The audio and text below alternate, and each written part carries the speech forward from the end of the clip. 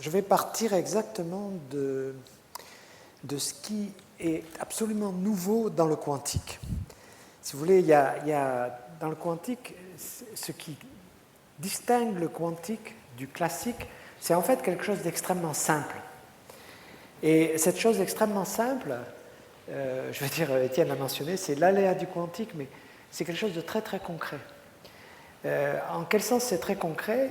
C'est très concret au sens où, quand vous faites une expérience microscopique, par exemple, vous faites passer des photons à travers une seule fente, il n'y a pas besoin d'avoir deux fentes, et vous regardez à quel endroit le photon va arriver sur une cible qui est placée au-delà de la fente, eh bien, c'est une expérience qui va vous donner un résultat précis. Chaque fois que vous envoyez un photon, ça vous donne un résultat précis, mais vous ne pouvez pas reproduire ce résultat précis. Il est impossible de mettre au point l'appareil, quoi que vous fassiez, de telle sorte que le résultat soit reproduit, c'est-à-dire que le photon arrive au même endroit dans la cible. C'est quelque chose de faramineux. Et c'est gouverné par ce qu'on appelle le principe d'incertitude de Heisenberg. Et ça, c'est un fait expérimental. Ce n'est pas un fait théorique ou quoi que ce soit, c'est un fait expérimental. Bon. Alors, c'est un fait expérimental au point que, en fait, ce qui se produit, c'est que chaque fois qu'on fait une expérience dans le quantique, il y a un aléa qui devient un résultat précis. Et c'est tellement aléatoire qu'il y a des ingénieurs en Suisse qui ont fabriqué, avec cet aléa, un mécanisme qui permet de fabriquer des nombres aléatoires. C'est un mécanisme qu'on peut utiliser sur un smartphone, qui vont fabriquer des nombres aléatoires. Et c'est tellement aléatoire que même pour un attaquant qui aurait toutes les données sur le mécanisme, cet attaquant serait incapable de reproduire le nombre aléatoire. Alors que ça n'est pas vrai lorsqu'avec un ordinateur classique, vous fabriquez des nombres aléatoires. Donc c'est quelque chose de faramineux. Qu'est-ce que ça veut dire? Qu'est-ce que ça veut dire? Ça veut dire en fait une chose qu'on va avoir beaucoup de mal à comprendre, à laquelle on va avoir beaucoup de mal à s'habituer, c'est qu'il y a dans le quantique une variabilité que nous ne contrôlons absolument pas. Ce qui caractérise le quantique, c'est la variabilité. D'accord? Alors la thèse que je vais essayer de vous expliquer, et qui a été une motivation pendant beaucoup de temps pour moi, la thèse que je vais essayer de vous expliquer, c'est que ce que je prétends, c'est que cette variabilité, elle est plus fondamentale que le passage du temps. Vous voyez, j'avais un professeur quand j'étais en maths sup, ou en maths spé, non c'était en maths spé, oui. Et il m'avait fait passer au tableau, et il m'avait dit, j'étais devant lui, il m'avait dit, Monsieur Cohn, regardez. Alors on faisait de la cinématique à l'époque. Et il m'avait interrogé, il m'avait dit, quelle est la variable? Je pensais à la variable X. Puis au bout d'un moment, je lui ai dit, le temps. Et c'était exactement la réponse qu'il voulait. Et ce qui est extraordinaire, si vous voulez, dans notre évolution intellectuelle, c'est que nous sommes tous habitués avec l'idée que la seule variabilité, c'est le passage du temps. Que la seule chose qui rend les choses variables, c'est le passage du temps. Et que la plupart toutes les équations de la physique sont écrites en disant dψ sur dt égale, c'est-à-dire comme une équation d'évolution où on évolue par rapport au temps. Alors la thèse que je vais essayer de vous expliquer, mais bien sûr, si vous voulez, c'est compliqué à expliquer parce que, en fait, la racine de cette thèse, comme je vais vous le montrer, c'est une racine mathématique, ce n'est pas une racine philosophique. L'avantage des mathématiques par rapport à la philosophie, ça ne veut pas dire qu'il ne faut pas faire de la philosophie, parce que pour comprendre ces choses-là, il faudrait être plus philosophe que je ne suis. Mais les mathématiques sont quelque chose sur lesquels on peut s'appuyer, on peut vraiment les utiliser comme quelque chose de fort sur lesquels on peut prendre prise. Donc, la thèse que je vais essayer de vous montrer, c'est la thèse selon laquelle, contrairement à ce que nous pensons, la vraie variabilité, ça n'est pas le passage du temps. La vraie variabilité, c'est l'aléa du quantique. Et c'est pour ça que dans le livre que nous avons écrit, donc voilà l'appareil, voilà le petit appareil qui permet de produire des nombres aléatoires. C'est un appareil que vous pouvez avoir sur votre iPhone. Qu'est-ce que c'est? C'est un photon qui précisément est envoyé sur une cible. Sur cette cible, il y a des petits pixels, etc. Et puis l'endroit où le photon va arriver, l'endroit précis où le photon va arriver, c'est complètement aléatoire. Et avec ça, on fabrique des nombres aléatoires aussi grands qu'on veut, et ils sont complètement inattaquables, complètement non reproductibles. Donc ces ingénieurs ont fait ça.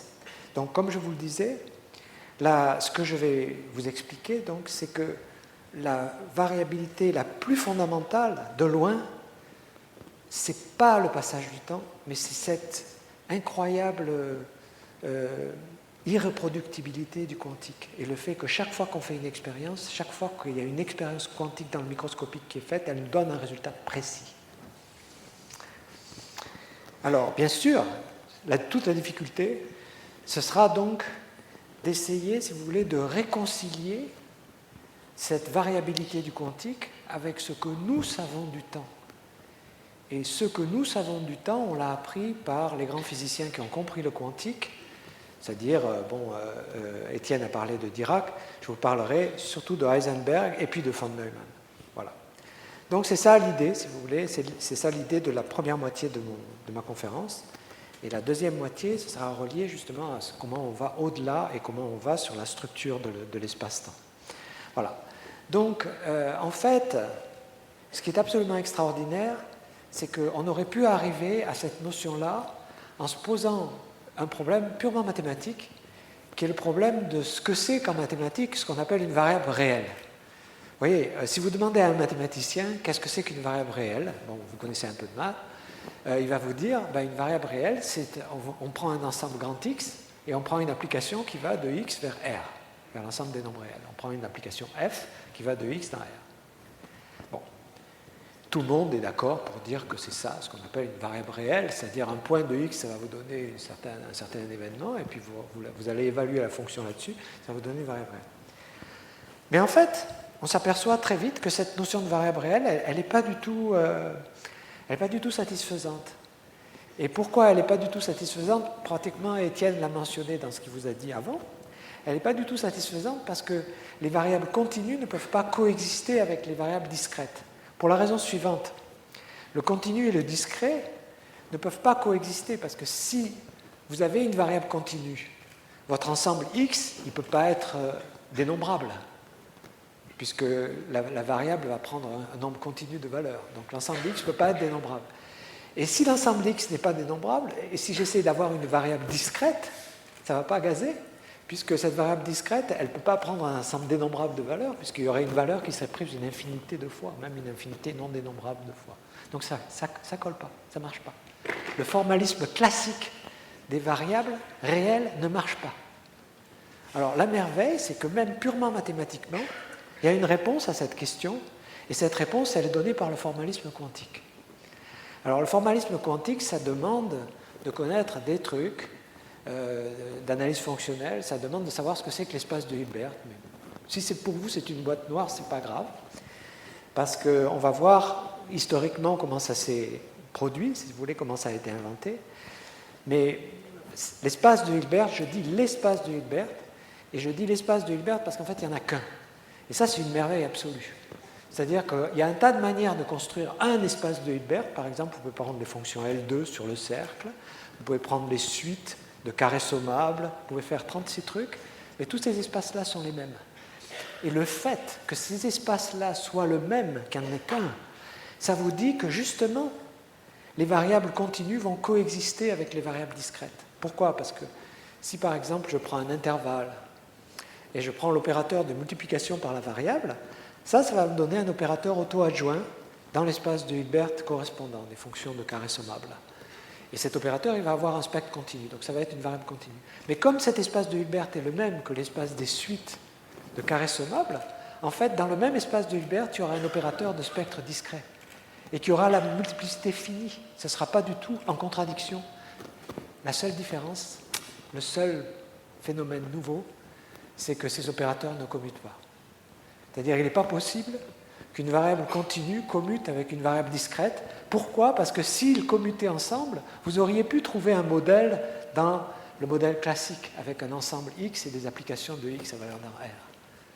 Donc, même purement mathématiquement, il y a un gain phénoménal qui se produit quand on transforme le formalisme naïf, très naïf, d'une application de X à valeur dans R dans le formalisme quantique, qui est précisément le formalisme qui permet des opérateurs.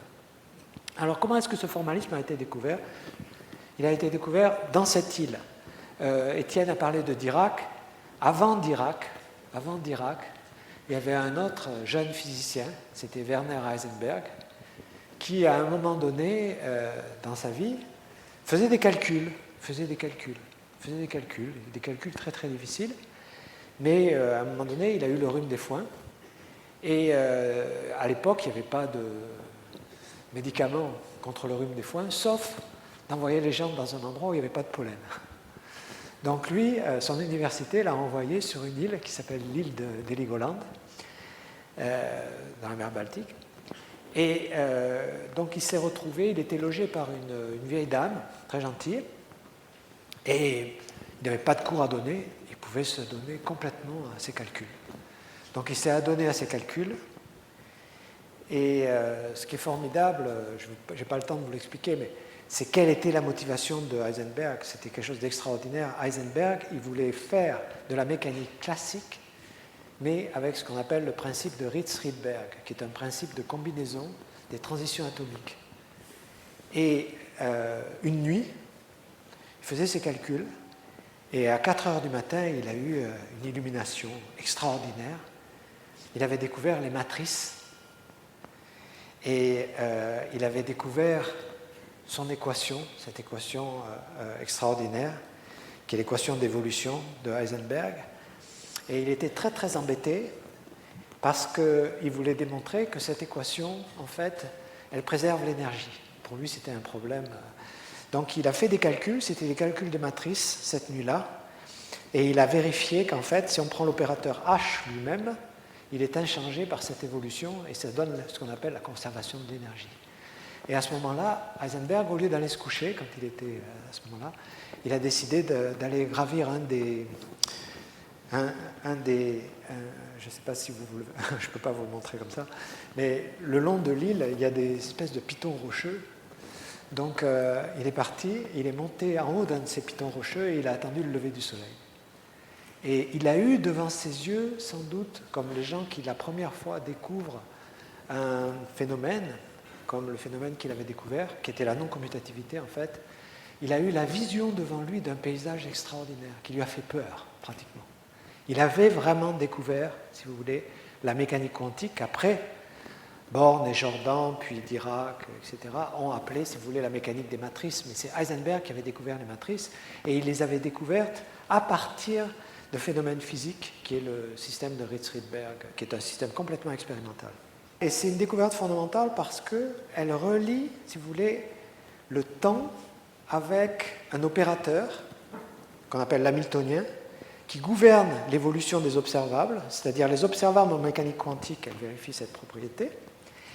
Et c'est ça qui va nous permettre de remonter à la surface, c'est-à-dire qui va nous permettre de comprendre comment la variabilité quantique va être le moteur du temps. Donc c'est ça que je vais vous expliquer, comment cette variabilité qui est incontrôlable, quelque chose sur lequel on n'a strictement aucun contrôle, on ne peut pas reproduire le même résultat, c'est ça qui va devenir le moteur du temps. Alors comment ça s'est fait? Ça s'est fait parce qu'après Heisenberg, si vous voulez, après, on va voir donc comment l'évolution dans le temps, qui est gouvernée par l'équation de Heisenberg, c'est pas n'importe quelle équation, hein. Je veux dire, c'est sans doute l'équation la plus générale qui soit pour l'évolution des systèmes physiques, justement parce que elle a lieu au système microscopique, elle s'applique au système microscopique. Il y a ce livre, et il y a cette phrase dans le livre que je vais essayer de justifier, qui est que l'aléa du quantique qui est le tic-tac de l'horloge divine qui va donner ça. Mais en fait, un personnage absolument essentiel dans cette évolution, à cette époque-là, c'est von Neumann. Et von Neumann est surtout connu pour avoir inventé le computer. Ça, je veux dire, voilà, là vous avez son affiche. Mais c'était quelqu'un qui avait une capacité absolument incroyable. Et ce qu'a fait von Neumann, c'est qu'alors que, je vais dire, Dirac ou Heisenberg, etc., avaient découvert, si vous voulez, l'essence même de la mécanique quantique par la non-commutativité des observables, en fait, von Neumann a, formalisé la mécanique quantique. Donc, ce qu'a fait von Neumann, c'était lui qui a donné, si vous voulez, le formalisme tel qu'il est encore valable aujourd'hui. Il n'a jamais été mis en échec, ce formalisme, pendant toutes les années qui ont suivi ces années 25, 30, etc. Jamais une seule expérience n'a contredit le formalisme de von Neumann ou de Heisenberg pour la mécanique quantique. Donc c'est quelque chose qui est absolument extraordinaire. Et von Neumann a été plus loin, c'est-à-dire le formalisme de von Neumann, c'est le formalisme dans lequel un état quantique, c'est un vecteur dans l'espace de Hilbert, donc c'est un vecteur qui est donné à phase près, et une observable, c'est un opérateur dans l'espace de Hilbert, un opérateur auto-adjoint pour une observable réelle, et tout le reste, c'est du langage après. Et je n'ai pas eu le temps de vous expliquer tout à l'heure ce que j'avais mis parce que ça ferait perdre trop de temps, mais en particulier, une des choses qui a été essentielle pour la géométrie non commutative, c'est que l'idée de Newton des infinitésimaux se retrouve dans le formalisme quantique. C'est-à-dire qu'il y a exactement la place qu'il faut pour les infinitésimaux. Ils sont là, on peut les utiliser, comme on ne peut pas les utiliser quand on fait du classique. Mais, si vous voulez, donc, je me souviens d'avoir écouté une conférence de Sidney Coleman qui s'appelle Quantum Mechanics in Your Face. Et alors, c'était quelqu'un d'assez marrant. Et ce qu'il faisait au début de son laïus, c'est dans le premier quart d'heure de son laïus, il expliquait le formalisme standard de la mécanique quantique, celui de von Neumann. Et puis au bout du premier quart d'heure, il disait la chose suivante. Il disait If anybody has any question at this stage of the lecture, please leave the room. Donc, tout ça pour dire, si vous voulez, à quel point ce formalisme est un formalisme qui a été universellement accepté et qui marche merveilleusement bien. Mais von Neumann a été beaucoup plus loin. Parce que von Neumann a essayé, si vous voulez, de comprendre quels étaient les sous-systèmes dans un système quantique. C'est-à-dire, en général, quand on a un système, ce système, on n'a qu'une connaissance partielle sur lui. Et von Neumann a cherché à comprendre quels étaient les sous-systèmes.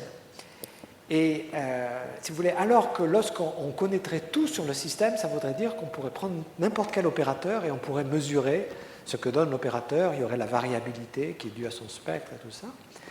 Mais en fait, von Neumann s'est posé la question de savoir qu'est-ce qui se passerait si on n'avait qu'une connaissance partielle. Et l'idée d'une connaissance partielle ou d'un sous-système, ça l'a conduit, je ne vais pas vous montrer les deux trucs, mais ça l'a conduit, si vous voulez, à comprendre ce que signifierait que l'espace de Hilbert, de la mécanique quantique, se scinderait en un produit tensoriel de deux espaces. Ça correspondrait à deux sous-systèmes, si vous voulez, complémentaires.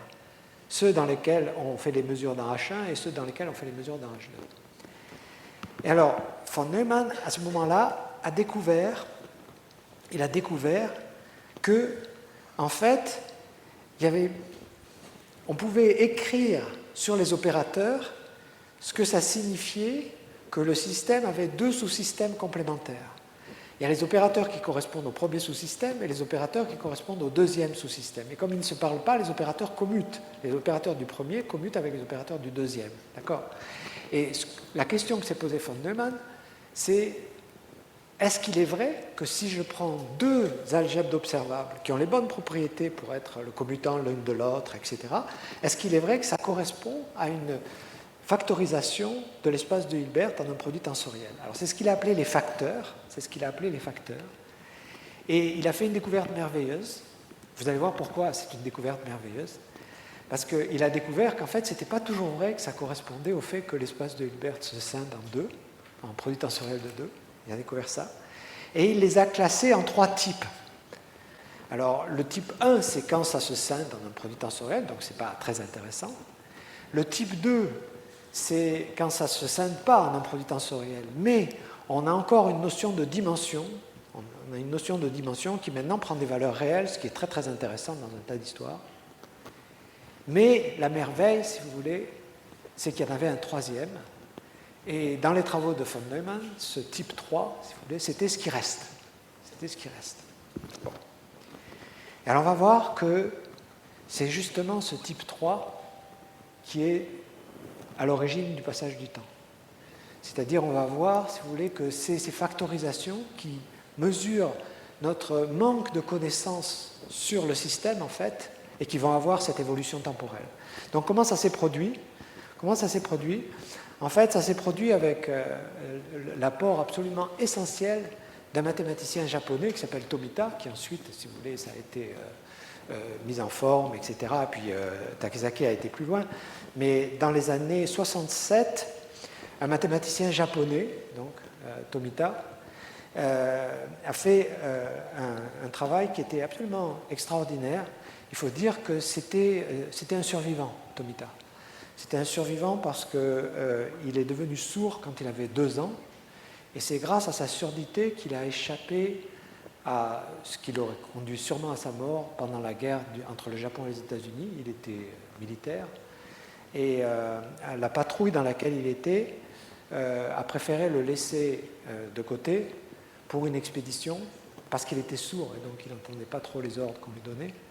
Et ils sont tous morts. Donc en fait, Tomita est un survivant et il a fait avec l'apport de Takesaki cette découverte qui est que quand on a un état sur une algèbre de von Neumann, en général, si vous voulez, cet état donne une évolution, c'est-à-dire donne un groupe à un paramètre d'automorphisme. Alors, qu'est-ce que j'ai trouvé quand j'étais devant un feu rouge? D'abord, il ne faut pas croire que ça tombe du ciel, du tout, parce que, je veux dire, j'étais devant ce feu rouge, mais avant d'être devant ce feu rouge, j'avais fait d'immenses calculs, parce que avant de faire la trouvaille dont je vais vous parler, si vous voulez, j'avais fait d'immenses calculs dans des cas particuliers, etc., etc. Donc, ce n'est pas du tout quelque chose qui tombait du ciel. Et ce que j'ai trouvé, c'était dans ma thèse, ça fait une partie essentielle de ma thèse, ce que j'ai trouvé, c'est que contrairement à ce qu'on pourrait penser, cette évolution dans le temps, en fait, elle ne dépend pas vraiment de l'état en question. C'est-à-dire, elle ne dépend que de l'algèbre. Elle dépend que de l'algèbre en question. Et que quand on change l'état, cette évolution dans le temps, elle change très très peu, elle change par ce qu'on appelle un automorphisme intérieur. Donc en fait, qu'est-ce que ça veut dire? Ça veut dire que les facteurs de type 3, les factorisations de type 3 qu'avait trouvé von Neumann, eh bien en fait, ce sont des algèbres, mais ces algèbres évoluent, elles ont leur propre temps.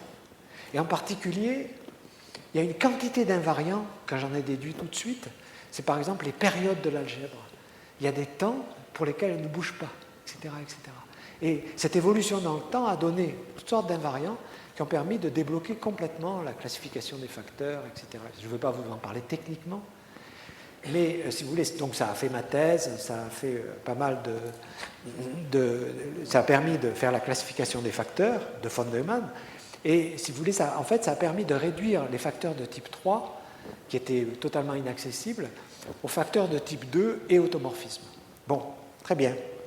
Donc ça, c'était dans les années 72, j'ai fait ma thèse en 73. L'histoire du feu rouge, c'était, je revenais d'amener ma femme à son lycée. C'était au début de l'année 72. Et puis après, des années ont passé. Et dans ma tête, si vous voulez, je gardais constamment l'idée que le fait que les algèbres que von Neumann avait trouvées, à partir de la mécanique quantique, en réfléchissant de manière simple à partir de la mécanique quantique, le fait, si vous voulez, que ces algèbres engendraient leur propre temps, engendraient cette évolution qui est complètement canonique de l'algèbre, eh bien, ça devait avoir un lien avec la physique. Bon, je gardais ça en tête, j'avais cherché dans différentes directions, j'avais regardé dans la théorie des champs et tout ça, mais il n'y avait rien qui me paraissait convaincant du tout, en fait. Il n'y avait rien qui me plaisait. Et puis en 1994, donc c'était longtemps après, c'était 22 ans, 23 ans après, en 1994, je voulais apprendre la gravitation, puisque je faisais la géométrie non commutative, donc, comme l'a rappelé Étienne.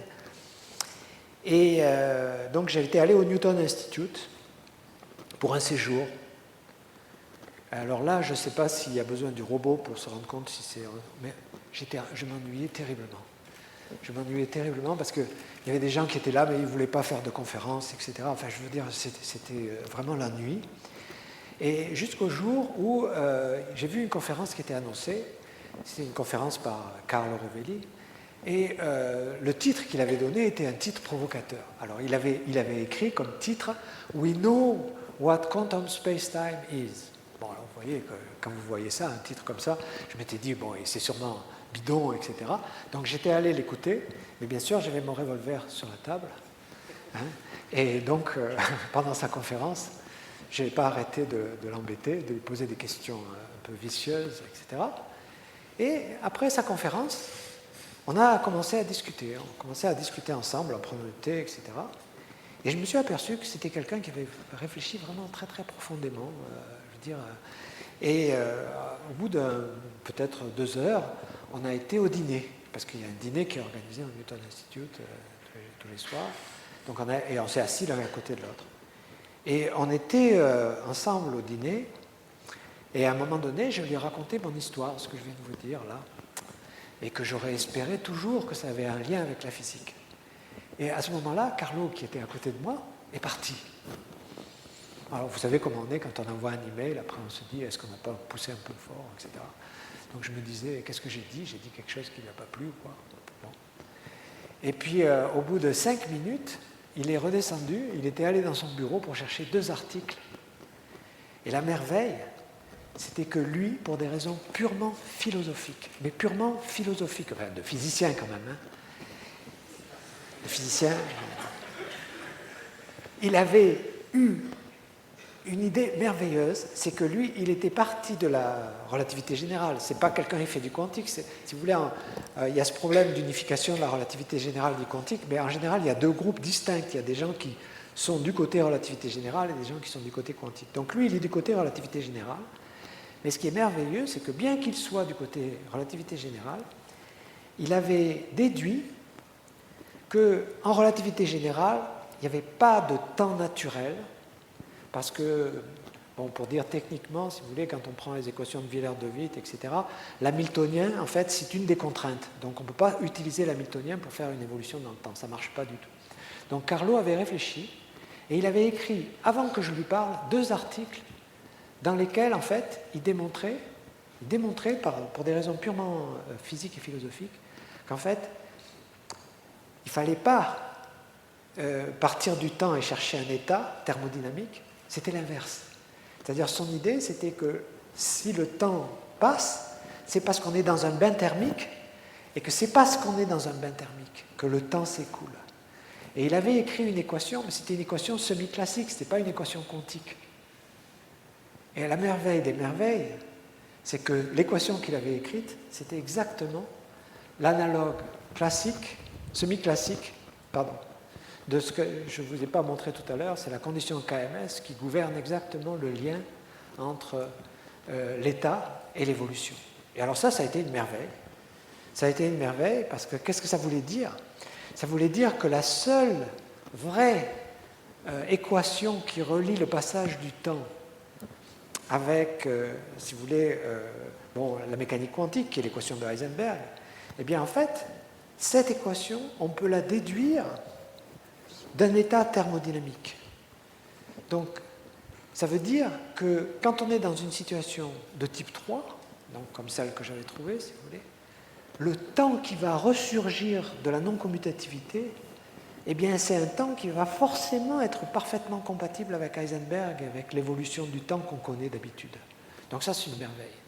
C'est une merveille parce que ça, on n'a pas été jusqu'au bout, si vous voulez, on n'a pas été jusqu'au bout, je vais vous expliquer pourquoi, on a progressé beaucoup. Mais donc, l'idée fondamentale, c'est qu'il faut qu'on abandonne notre obsession de croire que la seule variabilité, c'est le passage du temps. Non, il y a une variabilité bien plus forte, bien plus présente partout, et à laquelle on n'a pas encore le moyen de penser. Mais le temps est un phénomène émergent, c'est un phénomène thermodynamique qui émerge à partir de cette variabilité par notre méconnaissance du système entier. C'est parce que nous ne connaissons qu'un facteur. c'est parce que nous ignorons toute une partie des choses que le temps passe. Donc c'est ça l'idée fondamentale. Et pour faire passer cette idée, très bizarrement, j'ai trouvé rien de mieux que, par exemple, d'écrire des romans. Donc, si vous voulez, ce premier roman, mais en fait il est supplémenté par un autre maintenant, ce premier roman avait pour motivation fondamentale l'idée de faire passer cette idée. Parce qu'une idée, en fait, elle n'est pas forcément épuisée par des équations mathématiques. En général, vous verrez des équations, etc. Mais le fait d'avoir ces équations, ça ne suffira pas à transmettre l'idée. Et ce qui manque maintenant, justement, c'est quelqu'un qui soit capable dans son esprit de se libérer de notre servitude par rapport au temps et qui soit capable de comprendre toutes les conséquences de ce fait-là. Et je vais ajouter une autre chose qui est quand même très importante avant que j'aille dans la suite. Il y a une autre chose qui est extrêmement importante, c'est que, en fait, si vous voulez, on s'aperçoit, il faudrait faire une espèce d'analyse un peu comme Einstein avait fait quand il avait compris la relativité restreinte. C'est-à-dire qu'on dit dans le livre, et la phrase mérite d'être retenue en tant que phrase poétique, que l'aléa du quantique est le tic-tac de l'horloge divine. Mais on a les outils mathématiques pour comprendre ce que ça veut dire. On a exactement l'outil mathématique qu'il faut. Ça, ce n'est pas un problème. La difficulté, c'est de faire une analyse un peu philosophique quand même, et qui consisterait justement à comprendre, par exemple, vous savez, on parle d'états intriqués dans le quantique, et on ne comprend rien aux états intriqués. On ne comprend rien aux états intriqués parce que les gens vous disent qu'il y a une réduction du paquet d'ondes, etc. Mais elle se produit à quel moment? Au moment où on regarde un des deux états intriqués, ça ne marche pas. C'est ce que Einstein appelait spooky action at a distance. Ça va plus vite que la vitesse de la lumière et ça a été mesuré expérimentalement. Donc on ne comprend pas du tout ce qui se passe. Et la raison, je prétends, pour laquelle on ne comprend pas ce qui se passe, c'est qu'on veut tout écrire en fonction du temps. On veut écrire une histoire. Ce n'est pas comme ça que les choses se passent. C'est pas comme ça que les choses se passent. Et probablement, ce qui se passe, c'est que les états intriqués, ça veut dire en fait que l'aléa du quantique, il est relié au point A et au point B. C'est-à-dire, au lieu d'être purement aléatoire, en fait, il y a une relation entre l'aléa au point A et l'aléa au point B. C'est ça l'intrication. Et il faudrait faire la même analyse abstraite que celle qu'avait faite Einstein pour comprendre en quel sens, si vous voulez, c'est ça qui fait que nous ressentons le passage du temps comme nous le ressentons. Alors après cet épisode avec Carlo Rovelli, en fait, ce qui s'est produit, si vous voulez, c'est qu'il fallait comprendre quelles étaient... l'idée, si vous voulez, c'est qu'en fait, l'algèbre en question, ça ne va pas être du tout quelque chose de simple à comprendre, ça doit être l'algèbre des observables en gravitation. Alors là, il y a un pas énorme qui a été franchi, bien sûr, par Einstein avec la théorie de la relativité générale. Il n'empêche, on s'aperçoit très vite que même des questions très simples n'ont pas une réponse évidente. Et quand je parle d'observables en gravitation, par exemple, il y a toute une discussion très importante qui consiste à dire que si, par exemple, vous êtes dans l'espace vide, s'il n'y a pas de matière, etc., bien à ce moment-là, il y a, par exemple, la distance entre deux points, ce n'est pas une quantité observable au niveau gravitation. Il faut forcément que vous ayez des invariants. Et il y a une question qui se pose dès le point de départ. La question, c'est sommes-nous capables de dire où nous sommes? Ça, c'est typique, si vous voulez, d'une question qui est une question d'apparence philosophique, mais qui est immédiatement reliée à un problème très profond en gravitation. Et alors, vous voyez, si vous posez cette question, on dira qu'on est à Central Supélec, etc., mais vous comprendrez bien que tout ça, c'est anthropocentrique, c'est-à-dire qu'on ne fait que se référer à des choses qu'on est censé comprendre, etc. Alors, des gens très savants vous diront on donne nos coordonnées dans un système de relativité générale. Quel système on prend? Comment vous définissez ce système de manière invariante? Donc, en fait, ça relie tout de suite à un problème mathématique qui n'est pas du tout évident. Et ce problème mathématique, si vous voulez, il se fait qu'il est relié à l'approche de la géométrie que j'ai développée, de la géométrie non commutative, et cette approche est une approche spectrale, en fait, et c'est une approche que, pour vous la faire comprendre, je peux vous la faire comprendre de manière musicale. Donc c'est ce que je vais essayer de faire, d'accord? Alors pourquoi de manière musicale? parce que si on vous donne un espace, mettons un espace compact, ça pourrait être une sphère ou un truc comme ça, eh bien, la première chose que vous devez faire avant de pouvoir spécifier un point dans l'espace, c'est d'arriver à spécifier l'espace lui-même une forme. Ça pourrait être un tambour, ça pourrait être quelque chose comme ça. Et vous devez être capable de spécifier cette forme de manière invariante. D'accord? C'est-à-dire en donnant des invariants. Alors vous pouvez donner un invariant qui est la taille de la forme. Ça ne vous mènera pas très loin. D'accord? Vous pouvez donner un invariant qui est, je ne sais pas, le volume de la forme, etc. Mais ça, il est bien évident que vous n'irez jamais loin comme ça. Alors il y a un premier invariant. Qui en fait... il y a 2 articles très importants pour ça. Il y a une conférence bien connue de Mark Katz qui disait est-ce qu'on peut entendre la forme d'un tambour? Et qu'est-ce que ça veut dire? Ça veut dire que quand vous prenez une forme, par exemple un tambour ou une sphère, etc., il y a ce qu'on appelle des équations de Helmholtz qui vous disent que quand vous le faites vibrer, quand vous faites vibrer cette forme, ça va produire des sons. Et ces sons, ils vont être à des fréquences qui sont des fréquences caractéristiques. En gros, si vous voulez, la fréquence la plus grave, ça va vous donner une idée, en gros, de la taille, de l'inverse de la taille de la forme en question. Et si on regarde, par exemple, une forme spécifique, comme par exemple un disque, c'est comme un tambour, si vous voulez, eh bien, en fait, un tambour, quand vous tapez sur un tambour, c'est pour ça que c'est pas évident de jouer de la batterie, je veux dire, quand vous tapez sur un tambour, vous n'allez pas du tout donner une seule fréquence, la fréquence fondamentale. Tout dépend comment vous tapez sur le tambour, et le tambour va pouvoir vibrer, et vous voyez là, dans le dessin, qu'il peut vibrer d'un tas de manières différentes. Alors, il peut y avoir, si vous voulez, une variation au niveau radial, c'est-à-dire combien il y a de variations quand vous allez du centre vers le bord, mais il peut aussi y avoir des variations lorsque vous faites le tour, des variations angulaires, si vous voulez, lorsque vous faites le tour. Et vous voyez dans cette table, en fait, qu'une fréquence propre du disque, ici, elle va être caractérisée par 2 entiers. Un entier qui va donner la complexité radiale et un entier qui va donner la complexité angulaire. Et alors, bon, on peut calculer, bien sûr, les notes correspondantes, ce qu'on appelle le spectre du disque. Alors, ça va vous donner des notes, ça va vous donner une gamme. Et la première idée que vous pourriez avoir, comme cette gamme, elle est infinie, vous allez voir une infinité de notes comme ça, d'accord? Donc, comme cette gamme est infinie, on pourrait avoir l'idée qu'il suffit de connaître cette gamme pour connaître la forme en question. Ça n'est pas vrai, malheureusement. Milnor avait démontré ça au départ. Milnor avait donné 2 objets de forme de dimension 16 qui avaient la même gamme, mais qui n'étaient pas les mêmes géométriquement.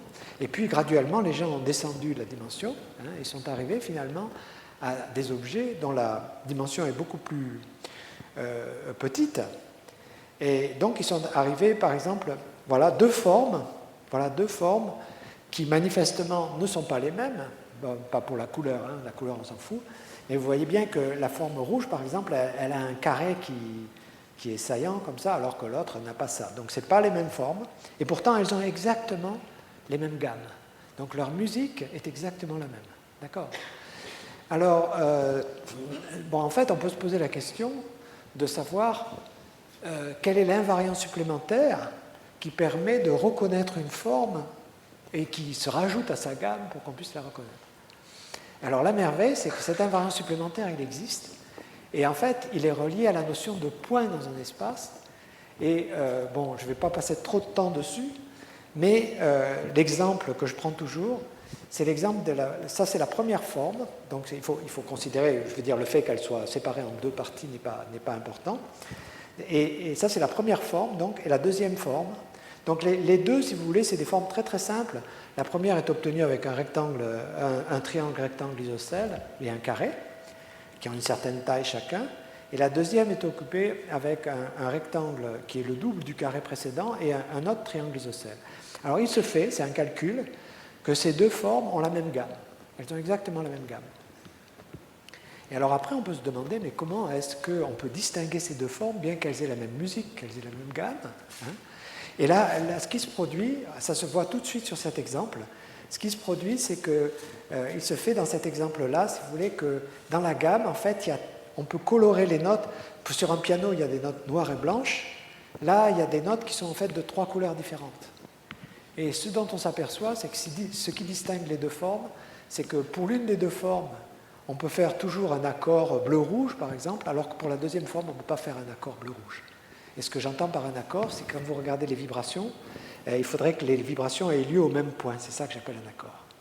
Et après, si on va beaucoup plus loin, alors on doit travailler beaucoup plus pour ça, on s'aperçoit qu'en fait, un point dans un espace, qui est donné de manière spectrale, comme ça, un point, en fait, c'est les corrélations qui existent entre les différentes fréquences. Et alors ça, c'est merveilleux parce que c'est exactement la manière dont nous percevons l'espace lointain. C'est-à-dire, nous, lorsque nous percevons l'univers, on le perçoit exactement en regardant par exemple en rayon X ou en infrarouge, etc., et en voyant la coïncidence, c'est-à-dire en comprenant, si vous voulez, les corrélations qu'il y a entre les fréquences différentes. Donc il y a toute une histoire là qui se développe. Et je continue. Est-ce que certains d'entre vous ont réfléchi en regardant une guitare? Vous voyez, quand vous regardez une guitare, vous ne croyez pas que je disjoncte, d'accord? Donc, si vous regardez une guitare, vous allez voir qu'il y a des frettes sur la guitare, d'accord? Il y a des frettes sur la guitare. Et quand on joue de la guitare, on appuie sur une frette pour avoir une fréquence donnée, d'accord? Alors, la question qui se pose de manière évidente, c'est quelle est la disposition de ces frettes? C'est un spectre, exactement comme tout à l'heure, je vous parlais du spectre de la sphère ou du spectre du disque, etc. C'est un spectre. En quoi consiste ce spectre? Alors, la raison pour laquelle j'en parle, c'est que quand vous prenez la sphère ou le disque, etc., et que vous essayez de faire de la musique avec, vous apercevez très très vite en fait que ça ne marche pas. C'est-à-dire vous essayez de jouer au clair de la lune et tout ça, et vous apercevez que ça ne marche pas. Pourquoi ça ne marche pas? Ça ne marche pas parce qu'en fait l'oreille, elle est sensible non pas à un décalage entre deux fréquences, elle est sensible au rapport entre les fréquences. C'est-à-dire l'oreille, si on prend une fréquence et on double la fréquence, elle va aimer ça. C'est le passage à l'octave. Si on prend une fréquence et qu'on la multiplie par 3, puis on la ramène avec l'octave, c'est la transposition. Donc vous voyez que, en fait, ce qui compte, c'est les rapports entre les fréquences. Et alors maintenant, il y a un phénomène tout à fait merveilleux qui se produit. Et ce phénomène, c'est que si vous multipliez par 2 un tas de fois, ou vous multipliez par 3, bon ben, vous voyez bien que vous n'allez jamais arriver au même résultat, puisque quand vous multipliez par 2, c'est toujours des nombres pairs, quand vous multipliez par 3, c'est toujours des nombres impairs. Bon. Mais il se fait que quand vous multipliez par 2 19 fois, c'est presque la même chose que quand vous multipliez par 3 12 fois. Et c'est ça qui est à l'origine du clavecin, si vous voulez, du tempérament et de la musique classique telle qu'on la comprend. Donc ce qui est à l'origine de ça, c'est le fait, qui est écrit ici, que si je prends la racine 12e de 2, c'est pratiquement la racine 19e de 3. Si vous les calculez, ça vous donne un nombre qui est presque le même. Et que vaut le spectre de la guitare? Il vaut les puissances de ce nombre. Vous pouvez prendre une guitare et vous pouvez comparer le spectre de la guitare avec les puissances de ce nombre. Alors, maintenant, là, il y a une question qui se pose de manière évidente, c'est que est-ce qu'il existe une forme dont le spectre soit la musique, soit le spectre de la guitare? D'accord? On peut se poser cette question, puisqu'on a trouvé un tas d'objets comme le disque, etc., qui avaient chacun une gamme particulière, mais bon, ben, pour faire de la musique, ce n'était pas idéal. Donc, est-ce qu'il existe une forme musicale? Alors, si on se pose cette question, on aboutit tout de suite à un paradoxe. Pourquoi? Parce que si vous regardez les puissances de ce nombre Q, ben vous voyez que les puissances de ce nombre Q, ça va croître de manière exponentielle. Et si on compare avec ce qui se passait pour la sphère ou pour le disque, si vous voulez, si on regardait le spectre du disque, ça croît comme une parabole. Et le fait que ça croisse comme une parabole, ça revient à dire que la dimension du disque est égale à 2. Si par exemple j'avais un espace de dimension 3, ça croîtrait dans une courbe qui a encore de forme un peu comme une parabole, mais qui correspondrait à la puissance 3. Donc ici, on est complètement mystifié, parce que si on prend la forme musicale, on s'aperçoit que la dimension de l'objet en question qu'on cherche, qui devrait être l'objet qui correspond à la musique, c'est 0. Pourquoi? Parce que la croissance, elle est exponentielle alors qu'elle devrait être comme une parabole, ou alors elle devrait être une puissance, mais une puissance plus petite, etc. Et alors la merveille, c'est qu'en fait, il y a une réponse, et que cette réponse, c'est un objet de géométrie non commutative, qui s'appelle la sphère quantique, et qui a exactement les bonnes propriétés, et qui en plus a des propriétés de symétrie tout à fait extraordinaires. Alors j'espère que ça vous convainc du fait que, au-delà de la géométrie classique, si vous voulez, au-delà de la géométrie usuelle, il y a tout un monde géométrique absolument extraordinaire qui se manifeste de manière spectrale et dans lequel, exactement comme Heisenberg l'avait découvert, on a la propriété, si vous voulez, que les coordonnées ne commutent pas.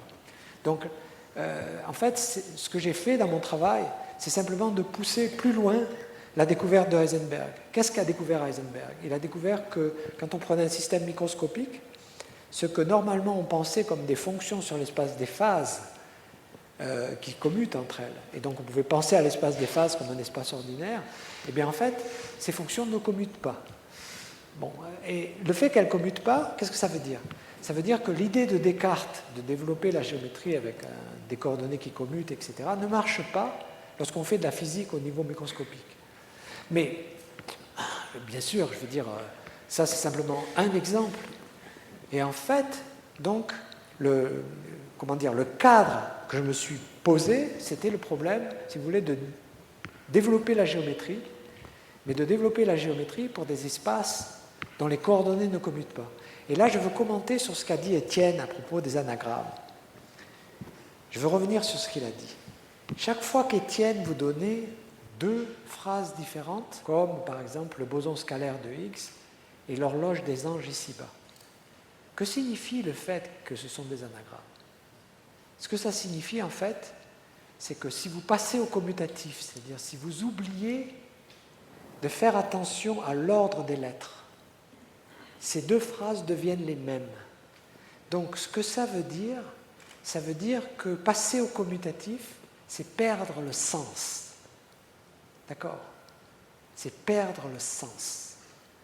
Et la géométrie non commutative, c'est une géométrie dans laquelle, comme on fait attention à l'algèbre des coordonnées qui ne commute plus, on n'a plus cette perte de sens.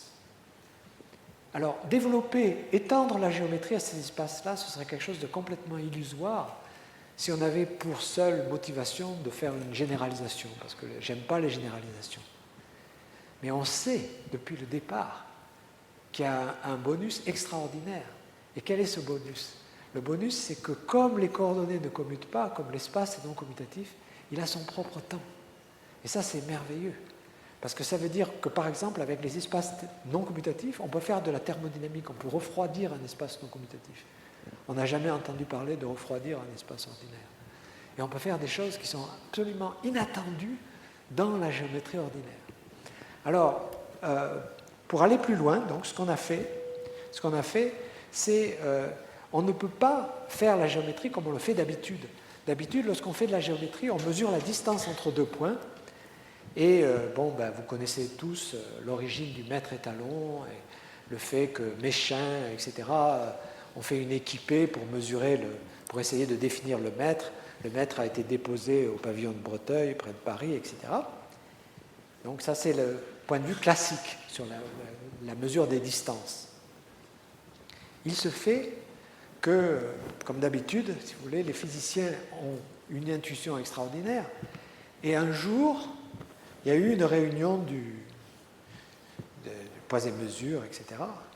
Et dans cette réunion, quelqu'un a levé la main et a dit que l'unité de longueur, qui est le mètre étalon, déposé à pavillon de Breteuil, changeait de longueur. C'est quand même embêtant si vous avez une unité de longueur qui change de longueur. Alors, on a posé la question, on lui a dit comment avez-vous pu voir que l'unité de longueur changeait de longueur? Et alors, ce qu'il a dit, c'est qu'il avait pris du krypton, il avait comparé la longueur du mètre étalon avec la longueur d'onde du krypton, et il avait mesuré qu'il y avait des variations en fonction du temps. Donc, c'est évidemment quelque chose de fatal. Ça veut dire qu'on ne peut pas définir le système métrique à partir d'une unité de longueur qui change. Donc, les physiciens ont réfléchi, etc. Et au bout d'un moment, ils sont arrivés à changer leur unité de longueur et à remplacer l'unité de longueur qui était définie comme le mètre étalon en la remplaçant par une longueur spectrale qui est quoi en fait? Maintenant, on a pris la longueur d'onde du césium. La raison pour laquelle on prend cette longueur d'onde, c'est que c'est une micro-onde. C'est-à-dire qu'en fait, c'est de l'ordre de 3 cm et c'est une longueur d'onde qui correspond à ce qu'on appelle une transition hyper fine dans le spectre, qui correspond au fait qu'on a ou non un électron dans la couche extérieure qui est ici. Donc c'est quelque chose d'extrêmement bien parce que on peut avoir un appareil portable qui fait des mesures de longueur avec 12 décimales. Donc c'est quelque chose d'extraordinaire. Bon. Et alors ce qui est formidable, c'est que le passage de l'unité de longueur qui était le mètre étalon à l'unité spectrale, c'est exactement le passage qui se produit en géométrie non commutative. C'est-à-dire qu'en géométrie non commutative, lorsqu'on fait la mesure des longueurs, on les fait de manière spectrale et on la mesure à partir d'opérateurs dans l'espace de Hilbert et de manière spectrale. Donc c'est comme ça qu'on mesure les distances. Et ça permet, bien sûr, d'accéder tout de suite à des espaces non commutatifs.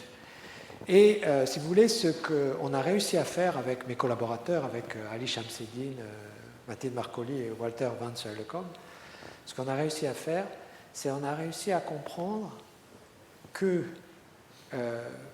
y avait un moyen, au niveau classique, d'unifier la relativité générale avec le modèle standard.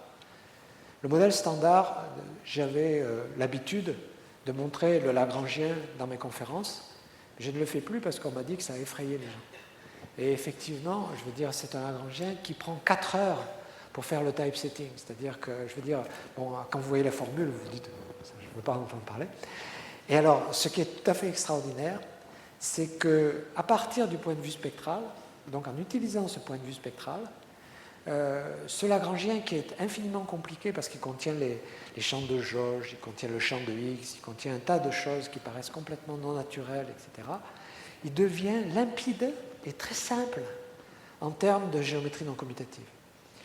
Et en fait, en relisant Riemann avait exactement la bonne idée, c'est-à-dire Riemann était autocritique par rapport à ce qu'il avait conçu comme les hypothèses de la géométrie, et il disait lui-même qu'il ne croyait pas, ou que, je veux dire, il faudrait tester de toute façon, que l'espace, bon, il parlait de l'espace, soit le continu à toute échelle, et il pensait que, en fait, que la structure de l'espace à petite échelle devait venir des forces qui gouvernent l'espace à petite échelle. Donc, et si on met ça en parallèle avec Newton, Newton disait aussi que, alors que l'électromagnétisme est quelque chose qui est visible à l'œil nu, il prévoyait qu'il y aurait des découvertes d'autres forces, etc.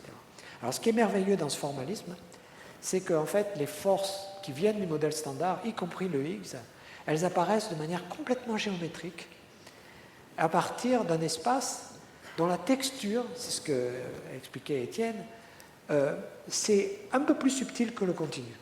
Et pour vous dire en quel sens c'est un petit peu plus subtil que le continu, en fait, c'est très simple à montrer. C'est, par exemple, comment est-ce que le champ de Higgs apparaît. Supposez que l'espace que vous regardiez soit de dimension 2. D'accord? Eh bien, comment le boson de Higgs apparaît? C'est quelque chose de très simple. C'est supposer que votre espace, au lieu d'être simplement la couche supérieure de cette feuille de papier, soit vraiment les deux côtés de la feuille de papier. Et supposez que vous vouliez faire le calcul différentiel sur cet espace. Mais si vous avez une fonction sur cet espace, vous pouvez la différencier sur le côté supérieur, vous pouvez la différencier sur le côté inférieur, mais vous pouvez encore faire autre chose. Vous pouvez prendre la différence finie entre les deux couches, le haut et le bas. Quand vous faites la différentielle sur la couche supérieure, ça va tourner avec une rotation. C'est ce qu'on appelle le spin 1. Ça va vous donner un champ de jauge de spin 1.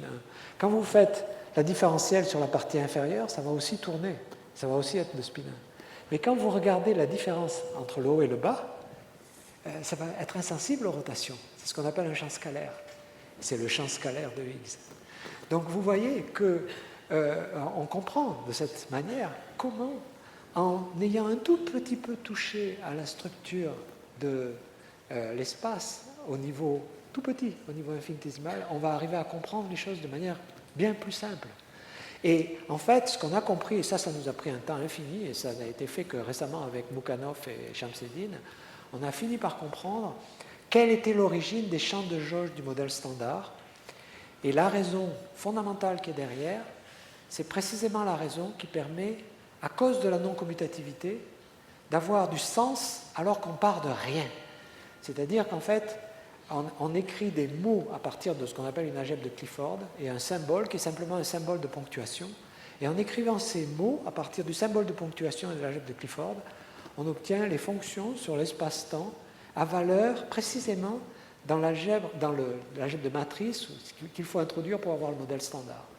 Donc, ce travail est incomplet parce qu'on est encore au niveau classique, mais je pense qu'on a compris, si vous voulez, une chose qui est absolument essentielle et qui est que cette non-commutativité, qu'on pourrait considérer comme étant une complication inutile, en fait, c'est une simplification. C'est quelque chose qui permet de garder le sens. C'est quelque chose qui est à l'origine du passage du temps. Et donc, c'est quelque chose qui est infiniment appréciable par rapport à ce qu'on fait d'habitude. Et ce qu'on fait d'habitude, c'est de la paresse. Parce qu'on passe au commutatif, et donc deux phrases qui correspondent à l'anagramme vont avoir le même sens, mais on a perdu énormément de sens. Alors, je terminerai. Je ne sais pas trop où j'en suis au niveau de temps. Okay. Je vais...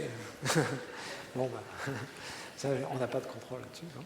Voilà, donc je terminerai sur la chose suivante, et ça je voulais en parler quand même. Mais bon, donc on a réussi à comprendre, si vous voulez, que le Lagrangien, qui est la gravitation couplée avec le modèle standard, c'est pas seulement le modèle standard tout seul, c'est la gravitation couplée avec le modèle standard. Donc c'était simplement un invariant spectral, c'était simplement ce qu'on appelle l'action spectrale.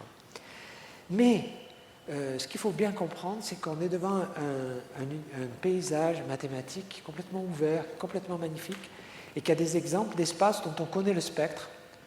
Ça, c'est ce que j'appelle une forme non identifiée. On connaît le spectre de l'espace, mais on ne connaît pas l'espace. On ne connaît pas l'espace. Et cette forme non identifiée, pendant des années, les gens comme Atlet-Selberg, par exemple, ont cherché à trouver une forme dont la musique corresponde à ce spectre-là. Atlet-Selberg avait l'idée de l'horosphère et d'une partie de l'horosphère. Malheureusement, ça n'a pas marché parce qu'il y avait un signe moins qui coinçait, etc. Et ça, c'est ce qui est relié à la fonction de zeta de Riemann et au zéro de la fonction de zeta de Riemann. Et dans mes travaux, le temps est revenu parce que j'ai compris, il n'y a pas tellement longtemps, en fait, qu'il ne fallait pas penser à ces zéros, donc à ce spectre comme un spectre de fréquence, comme un spectre d'énergie, si vous voulez, mais qu'en fait, c'était très, très naturellement un spectre de temps. Et la raison pour laquelle c'est un spectre de temps, c'est que quand on généralise le problème et quand on l'applique à un cas plus simple, on s'aperçoit que ça devient périodique. Alors, une énergie qui est périodique, ça n'a aucun sens, mais un temps qui est périodique, c'est quelque chose qui est parfaitement naturel. Et j'en ai fait de la musique. C'est-à-dire qu'en regardant les cas qui avaient été résolus par André Weil et qui donnaient des temps, eh bien, si vous voulez, j'ai compris qu'en fait, on pouvait considérer ces temps comme des temps d'attaque pour une interprétation musicale, et que la merveille, c'est qu'une des propriétés fondamentales de ces temps d'attaque, c'est exactement la propriété que Messiaen avait introduite dans son traité de rythme, de couleur et d'ornithologie, qui est la palindromie, et qui est le fait, ce qu'il appelait les rythmes non rétrogradables. Je vais vous expliquer ce que c'est.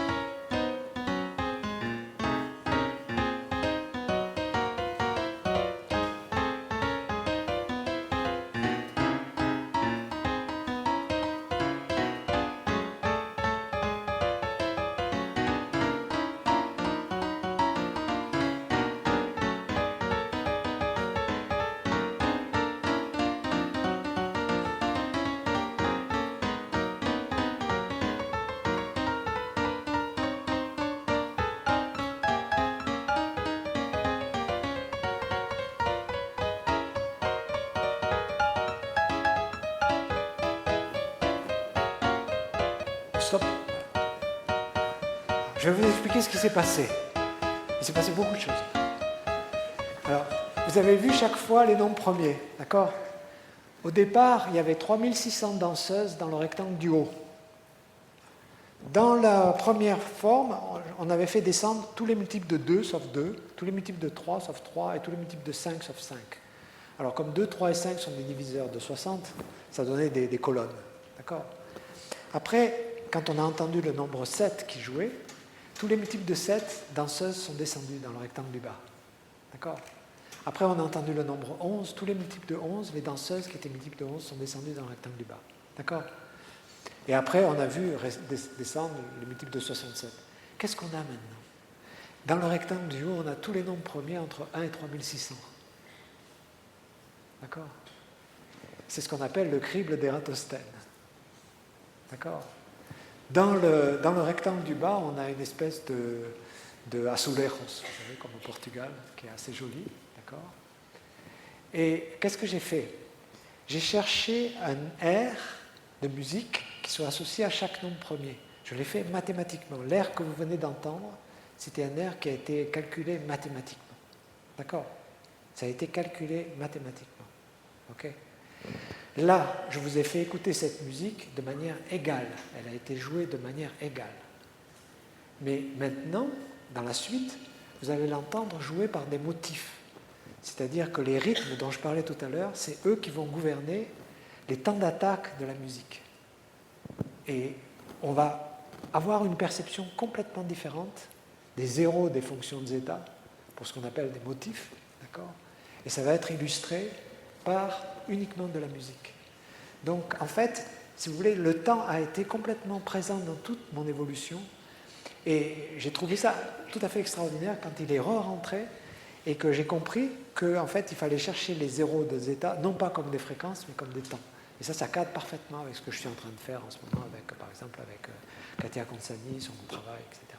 Donc, on va finir en écoutant un rythme un peu bizarre.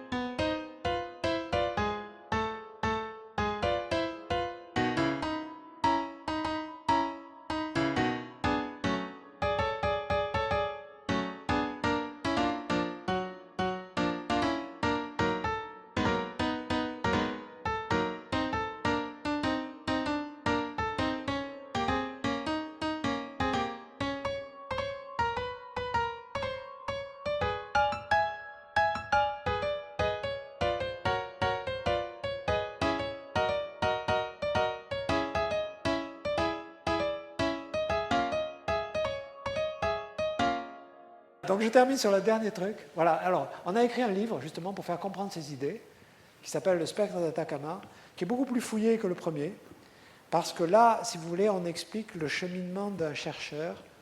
Et en gros, si vous voulez, il y a un autre aspect du livre d'ailleurs qui a trait avec le machine learning, avec l'intelligence artificielle, et qui me fait, si vous voulez, penser en fait que le développement de l'intelligence artificielle aura une conséquence très très très importante, c'est qu'on finira peut-être par comprendre, si vous voulez, justement ce qui distingue l'intelligence de l'intelligence artificielle.